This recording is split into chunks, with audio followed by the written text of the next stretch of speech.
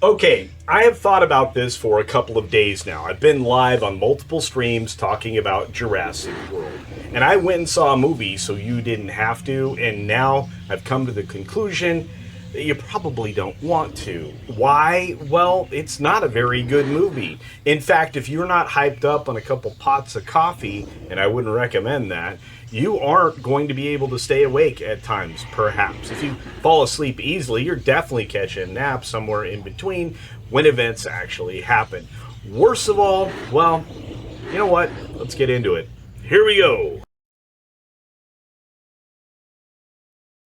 Now, before we get started, if you like what you're seeing here today or other things that I've done recently, be sure you're still subscribed to the channel. Double check down there, turn on the notification bell. You won't miss anything because I try to give you information and entertainment each and every day, and that is 7 days a week for the most part. So do your part and make sure you hit the thumbs up button, and you also are subscribed still. Now let's move forward. I was very concerned at the very beginning of this process because I felt like we'd had all the Jurassic we could possibly stand. And just because the producers of this particular property are running out of things to make, you still don't need any more of this. And you certainly didn't need it with any messaging installed, which is exactly what happened. I sat in a darkened theater all by myself about 25 minutes before the show started. Now, I saw it at a screening specifically kept private from everybody else. I saw it at a screening with other people around me that were there for the same kinds of purpose, to have some kind of an idea and be able to express their thoughts about this movie, whether that came in the form of a review on Reddit, a review on Rotten Tomatoes, or even a review on YouTube, which is what I'm doing now. The involvement of Lucasfilm is probably the most laughable thing here. In fact, I would say it's the most laughable thing here to see the Marshall Kennedy Company in the credits. Also, you see Industrial Lights and Magic. You also see their sound company, VFX, you name it. In fact, most of the names that you would see in the course of the credits had something to do with Lucasfilm. I thought this was a Universal production, and it is, except that, well, it kind of isn't. And that's because of Frank Marshall, who clearly has been compromised by his wife into making girl boss movies with diverse casting. And again, none of that really should matter very much, except they were trying to meet all of these quotas for this film. They compromised the movie and created several sections of complete boredom. Let's get into it. Of course, we have an extraction specialist in the form of ScarJo. She is named Zora or Zaza or something like that, and she's approached by a science guy who wants her to go to a place where it's completely illegal and they have giant dinosaurs. Now, when I say giant dinosaurs, I'm telling you there's a extra island, the Beta Island, that had all of these new breeds of dinosaurs that have been through hybrid processes in order to make them more interesting and more terrifying. But strangely, a couple of them looked remarkably like Lucasfilm monsters for Star Wars. In fact, at one point, at the very end, you get to see a Rancor. That's right, that Hut favorite for eating the people that have displeased you. Yeah, the Rancor is the ultimate bad A dinosaur, and yeah, it doesn't look any different from the modeling in Star Wars, but we'll set that aside. As we progress from the beginning of the film, we notice that dinosaurs are dying all across the planet. Things that were fascinating, things that were basically kept in zoos globally, were dying off because the atmosphere was thinner. None of this is explained, and it doesn't explain why the foliage and the people aren't passing away too, but they only exist now at a band at the equator, and there's only a few places where they can thrive, and one of those places is this island specifically. It's why it was there in the first place, and it's very close to, well, the original Jurassic Park. Well, of course it is. Along the way, there's a lot of recruiting to be done, but it's done in a very dull fashion where we get a scientist and most of Zora's experienced crew. They get thrown in, and you're looking at several of those people as the first batch of people to get eaten. And that's kind of why they're there. And they're very diverse, so it's kind of a wide range menu for whatever monsters that are going to show up here. But at the same time, you have the problem of diversity for diversity's sake. And it's not like it's going to go unnoticed. The balance also won't go unnoticed because it seemed like they were trying to keep the equal numbers of guys and gals involved in this. And they do one move that I found particularly stupid. Remarkably, during the course of this adventure, they come across a boat that has capsized with a Hispanic family aboard. I guess they were going on a little run around Cape Horn on a sailboat that was upended and capsized by one of these giant dinosaur things that they actually need the DNA from. And they have a ridiculous contraption to pierce the dinosaur's skin and to, of course, extract like a rocket so that you can catch it with a handy-dandy parachute. Going back to the family boat trip, we do find that a father and his two daughters and a stoner boyfriend, and mind you, that comes into play several times within this film, they make it to the other side of the hull to kind of be rescued. They have an emergency kit with a radio beacon, and they're able to pass coordinates via that radio to anybody who passes by. Well, of course, since we've been upended by this dinosaur, they are close to the location run by Zora and her crew, have to go get their dinosaurs. And so they decide to have a rescue mission. But not before you have lots of moments sitting at tables talking about your feelings. In fact, there are feelings in the recruitment. There are feelings on the boat about things that had gone on in the past that none of us are aware of nor care about. And it reminds me that the only quality actor here is Mahershala Ali. It also reminds me that I thought Scarlett Johansson used to be able to act. Maybe I was wrong. And suffice it to say, at the end of the day, ScarJo is not an action actress, no matter how much they want to make her that in this particular movie. She's very good at doing the things she was trained to do and trained for years to do in any of her Black Widow roles, except for the last one that actually had her name in the title. This particular set of activities and actions don't fit in her wheelhouse, and you can actually tell. Picking up back on the boat rescue, this takes them off of the path of getting to one of these dinosaurs in a way that actually endangers the mission itself. And as they rescue this Hispanic family from the boat, they come across not one, not two, but many other dinosaurs on their way. And when they get back to their area, they find themselves under attack from a bunch of hybrids, which isn't kind of fun. A lot of like sailfin looking dinies. They now are dealing with two of these monster underwater dinosaurs that they need to get their sample from, which they actually accomplish. So far, this film has parallels to The Meg and The Meg 2, in as much as, you know, there's missions surrounding these dinosaurs and why you would want to keep them or show them off. And ultimately, there's a secret reason here that has been revealed to Zora, whatever ScarJo's name is in this, and she gives it to a few of the crew members. And the scientist, of course, already knows that they're trying to extract the genes so that they can develop heart medication that will solve all of our, well, heart issues that we suffer from. And at the same time, he's got an ethical conundrum because there has to be a lesson here about it belonging to everybody. This particular medical development needs to be, quote-unquote, open source.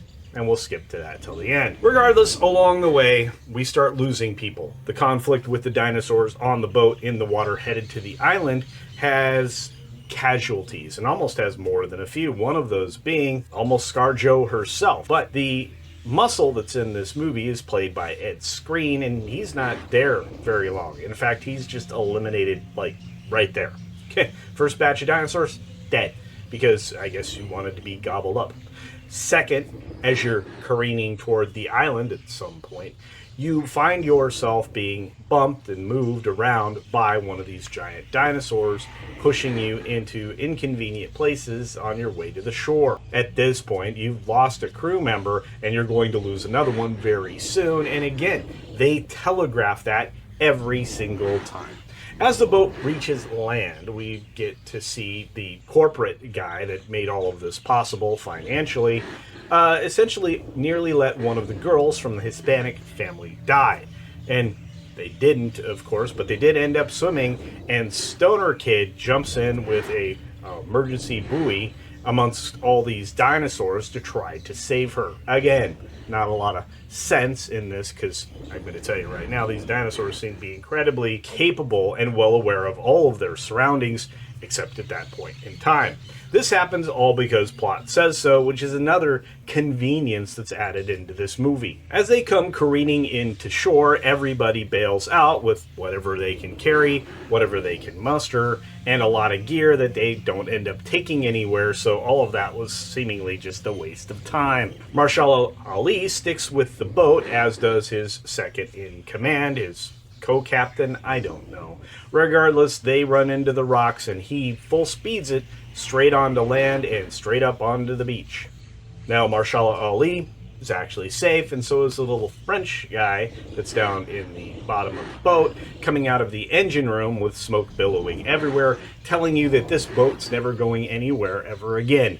Darn. And they almost paid for it. So now we're on the island, and fortunately, the backup plan was to have a helicopter come by the island 2 days later and arrive at sunset or post-sunset in the evening and circle the island around the helipad specifically, because every lab has a helipad, and just wait for people to emerge.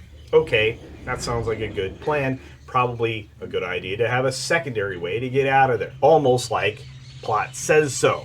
Now, when you look at the film from the outside, a lot of the things that you see in the trailer are intriguing, and it's beautiful, and it reminds you of the very first Jurassic Park. Not Jurassic World, Jurassic Park. And while there are some amazing cinematic moments in this that will, at scale, on an IMAX screen, look absolutely enthralling, well, there's not a lot of that.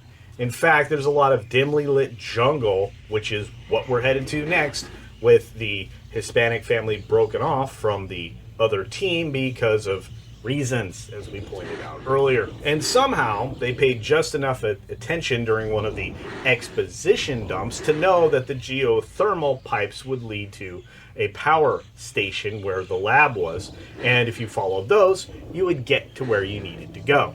Now with the other team, they just fight their way through the jungle, up water and woods, well, I guess technically tropical plants, to get where they needed to go. Along the way, you're going to have dinosaur encounters that are going to, well, scare the pants off of you. In fact, during one scene, the stoner boyfriend in the Hispanic family decides to go to the bathroom, like, well, men do when they're in the woods or the jungle or whatever. Walks off to someplace secluded and goes to do their business, and while doing so, he's approached by a dinosaur who seemingly thinks he's going to be lunch. Of course, he's not lunch. He ends up being another bigger dinosaur, flying dinosaur's lunch, and after that, we move on. Oh, and the kid keeps peeing too. During those moments, or just before, the little girl that's part of this Hispanic family finds herself just the cutest little toy opportunity dinosaur that is, well, going to become a pet and eventually end up going home with her. Yeah, dinosaurs dying everywhere, but hey, let's take one home. And since I've mentioned toys, and some of my friends do toy reviews or kind of poking fun at Disney and other entities for making toys that nobody wants, right, world-class BSers, I'll say this. There's really only about 4 or 5 opportunities here, and there are a lot of action figures nobody will buy, and I don't think you have a market for a family that randomly is there just for diversity's sake, because they don't really contribute anything. In fact, they become a major encumbrance to the entire team throughout the entire film. To be fair, the writers tried to give everybody enough to understand some of the people's motivations for not only keeping the family and the kids alive especially, but it also tries to break down why somebody would do any of this at all, which, to be fair, pretty thin, just money, and somehow at the end of the film, money doesn't matter. But hey, we'll get to that in a moment. As I said, Mahershala Ali is definitely the best thing in this film. In fact, he should have also been the team leader, and it would have made a lot more sense. When the girl boss goes girl bossing, it doesn't always work out exactly right, and some of the errors and the incidents that happened are laughed off. And crazily enough, towards the beginning of the boat ride, ScarJo talks about losing a team member to an IED. in a different situation, of course, too. Of course, Mahershala Ali's character, who is mutual friends with both of them. She talks about the trauma that was for her and the PTSD, and of course, she's out doing the same thing again. And whenever they lose a team member, she seems, well, remarkably unbothered. And I find a problem with that. That seems to be a issue throughout this. People's supposed exposition dump motivations are only applicable when they need to be applicable. It's very odd. And it's also a sign of why this is such a rambling and boring film that will put a lot of people to sleep in between, well, the occasional dinosaur roar and some swelling music that seems vaguely reminiscent, which is a good thing, because it's one of the things that remind you might be in a Jurassic Park movie. Ultimately, it's time to get the big dinosaurs gene extraction. So, what do?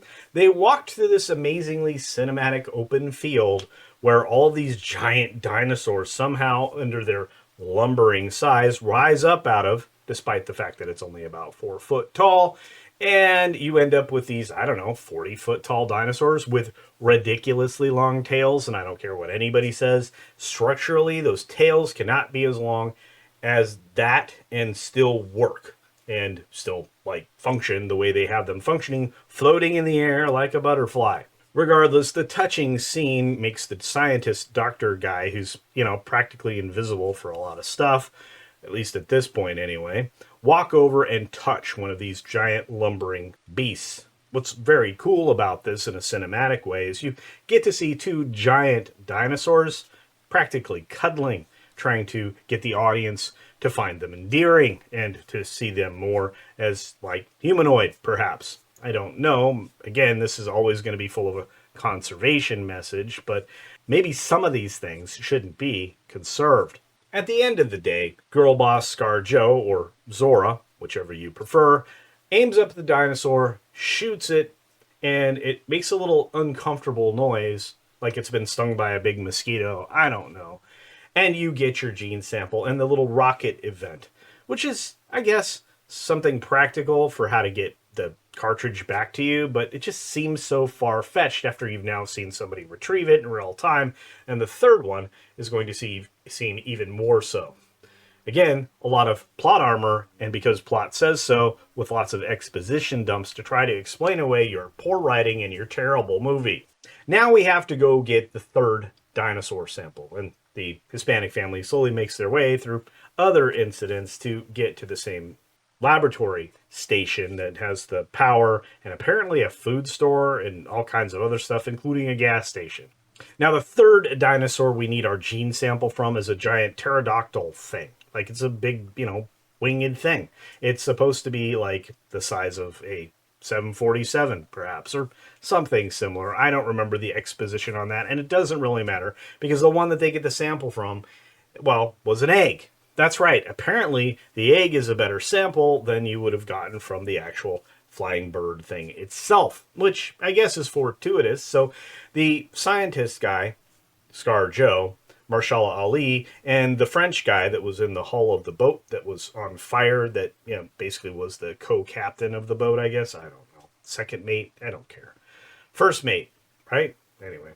He is the next person to die, because again, you have to pick off the team in order for there to be enough breadcrumbs at the end, and if you aren't wearing plot armor like this character wasn't, you're done. So after extracting the genetic material from the egg, which again, that was part of this mission, the pterodactyl bird then comes back to the lair that they're standing in that looks like a temple, another plot point that was never explained, by the way, that there was other structures on this island that were utilized regularly by the people who were residing on it when this thing was an operable lab. In fact, there's a lot of stairs, there's a lot of things that will look like pits, and, I don't know. I was waiting for a sarlacc to show up at this point, but let's keep moving forward. Eventually, after a really weird fight, and of course people trying to lift them out of this area and away from this lair with the ropes that they use to descend down into this cavern and this hole in the wall. Anyway, well, the little French guy, which he's not so little, but he's basically lunch. And you saw it coming the whole time because, well, it was projected and he didn't have enough exposition dump to support his role in the first place. Oh, and mind you, something that is even less celebrated or less interesting is all the way back on the beach from a while ago I was talking about. Remember when the boat crashed?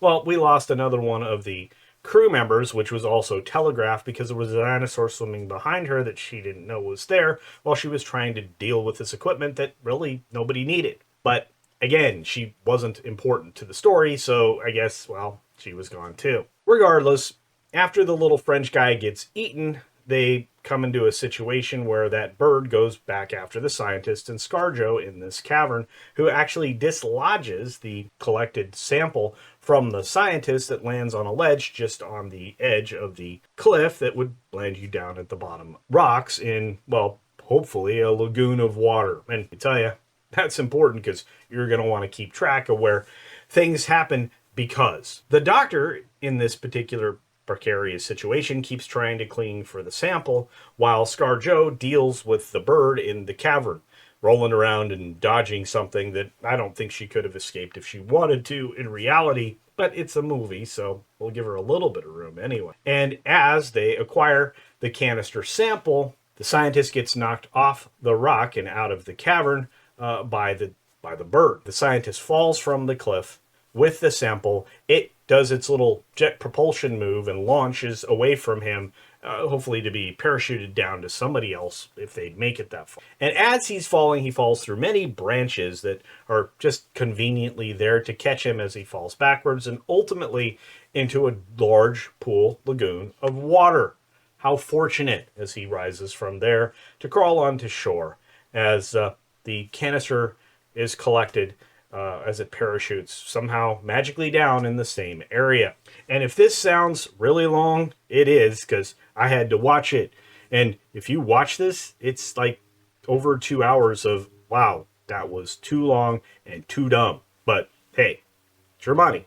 Once everything's been collected, everybody somehow magically makes it to the helipad where the copter is going to collect these adventurers and hopefully take them back to safety. And of course, you know, there's going to be just enough people missing from the group that everybody will fit on the helicopter, payload and all. Which, to be fair, the copter that they showed was unlikely to have that kind of payload, so maybe somebody gets left behind? I don't know. And of course, the skeevy corporate guy ends up with the briefcase with all 3 samples, shackled to his wrist in handcuff style like he's a secret agent. But we're not done. The power station kicks on with a timer, and all of a sudden the jungle and the laboratory is alive. And the dinosaurs are very aware of the world around them. So we have different confrontations going on from there. Not to mention, skeevy corporate guy has a gun he threatens everybody with because, well, he got called out for attempting to not rescue and perhaps even push the one girl out to the ocean. Again, it was so unimportant, I didn't care. You probably won't either. Ultimately, everybody gets engaged with their own problem. A problem dinosaur, one of them that looks remarkably like a bat, could be a creature, I don't know, from some Star Wars planet at this point. In fact, it kind of looks like one. Not to mention the super ultimate badass dinosaur that looks like a Rancor. And that's right, this is Rancor time. And again, as the Rancor goes about chasing down a couple of people, and of course getting a hold of the skeevy corporate guy as he gets to the boat, which is their alternate escape plan, the copters show up as all of this is going on. People trying to, signal the helicopter. I think it was the doctor and Marshala Ali going off in the other direction to collect everybody and help them with what they were dealing with. At the end of the day, everybody ends up at the boat. The skeevy corporate guy ends up without the briefcase. ScarJo has it. Everybody heads to the boat, but ultimately Rancor's there, ready to chomp everybody, and the winch for the boat won't lower. Now, mind you, this is a dinghy. This is something that's been rotting in the jungle for 17 years at this point, which I only know because I read the titling and the exposition that was on the screen at the beginning of the film. If you miss that, if you missed the beginning of the film, you're going to miss that important detail.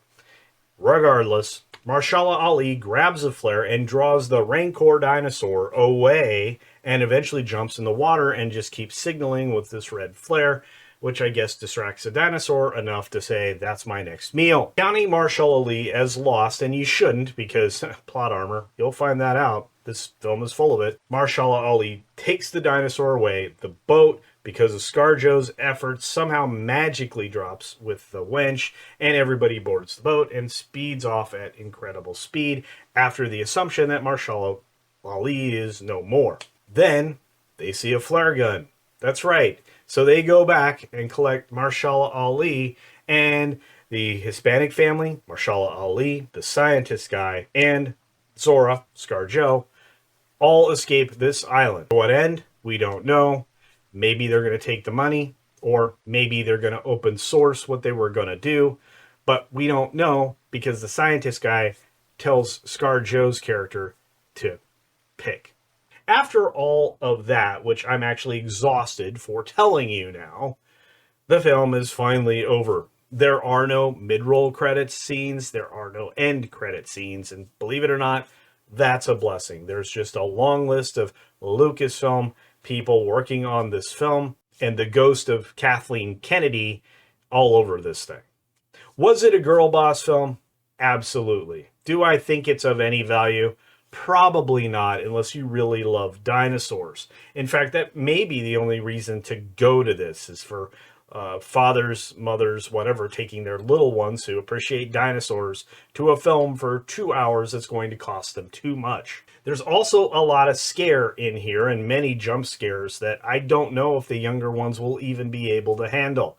This is a plus PG movie that should have been if it wasn't a PG-13, and it has a lot of violence. It doesn't have a whole lot of bad language, but there is some, and the only thing you come away with at the end of this is some vague familiarity with a dinosaur movie you loved originally, the original Jurassic Park. Out of the 6 or 7 films, and I've said this on live streams recently, this may be in the top 7 of them. That's right, it may be one of them, but it's definitely not 1 or 2 or 3. It's probably at the tail end, which is kind of where I think this story should just end here.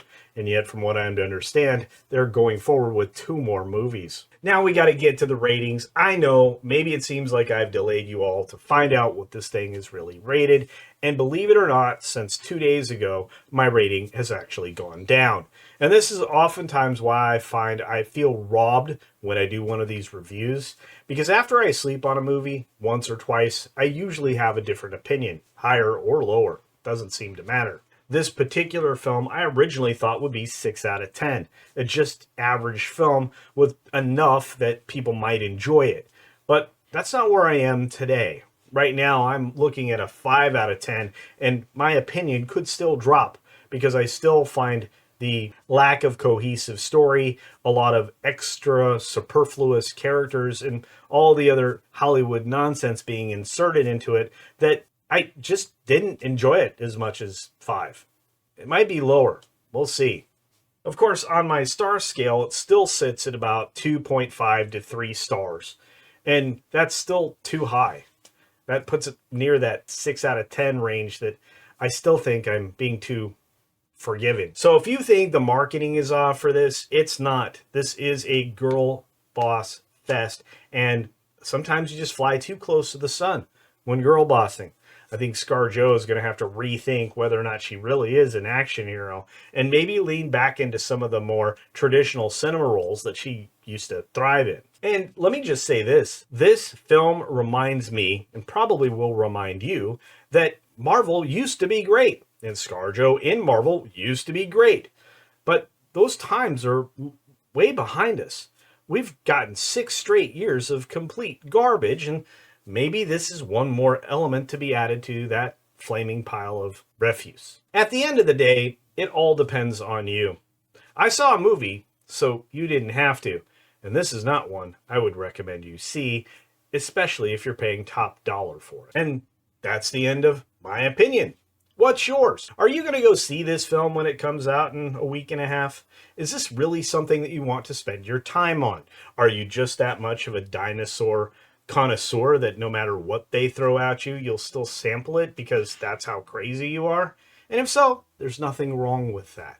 And if you watch this video after you see this film, let me know what you thought, because hey, that actually could inform my opinion, and you may be saying you scored it too high. As always, be sure to take care of yourself, take care of others, and until next time, see ya! But hopefully not at Jurassic World Rebirth. Should have been called Afterbirth.